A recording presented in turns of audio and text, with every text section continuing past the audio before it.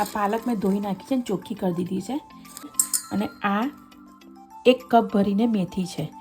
લાલ ડુંગળી 1.5 લીધી છે અને એમાં 3 લીલા મરચાં. જો આ બરાબર શેકાઈ ગયું છે. આપણે પાલક ઉમેરીશું, મેથી પણ નાખી દઈશું, થોડું મીઠું નાખીશું, એટલે એમાં આપણે થોડા ધાણા પણ ઉમેરીશું. થોડો બરફ નાખવાનો, એનો કલર ચેન્જ ના થાય.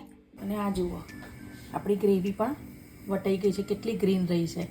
ટુકડો તજ, 2-3 કાળા મરી અને 2-3 લવિંગ, થોડુંક જીરું મૂકીશું.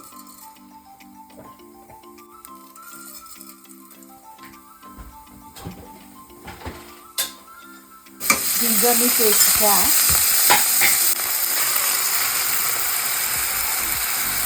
તો આપણે મીઠું નાખીશું, થોડું, બહુ નહીં નાખવાનું.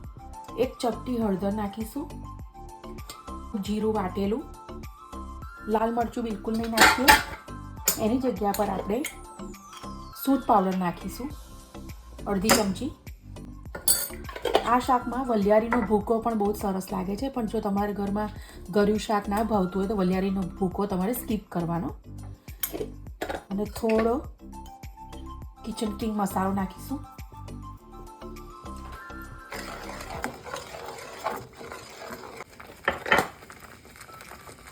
હવે આને ઢાંકી અને થોડી વાર ખદખદવા દઈશું.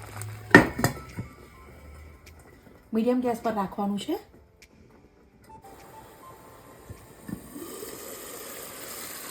જોઈ લો, કલર ગ્રીન છે ને, અને ઉપર તેલ બી આવી ગયું છે. જો સાઈડ ઉપર દેખાય તમને તેલ પરફેક્ટ આવી ગયું છે. શાક થઈ ગયું છે. શાકની અંદર તમે ક્રીમ બી નાખી શકો, મલાઈ નાખી શકો. ઘરમાં ખાવા માટે આ રીતે બનાવું છું. આઈ હોપ તમને લોકોને આ રેસીપી પસંદ આવી હોય તો લાઈક કરો ને, શેર કરો, અને જેટલું બને એટલી કોમેન્ટ તો કરો કે તમને કેવી લાગે છે મારી રેસીપી. અમારા ઘરમાં અમે પનીર બહુ નથી નાખતા, અને અમે કોઈ દિવસ તળેલું નથી નાખતા. અમે કાચું જ નાખીએ છીએ. તો આપણે કાચું એમને જ નાખી દઈશું, અને એની સાથે થોડો ભૂકો કરીને નાખીશું.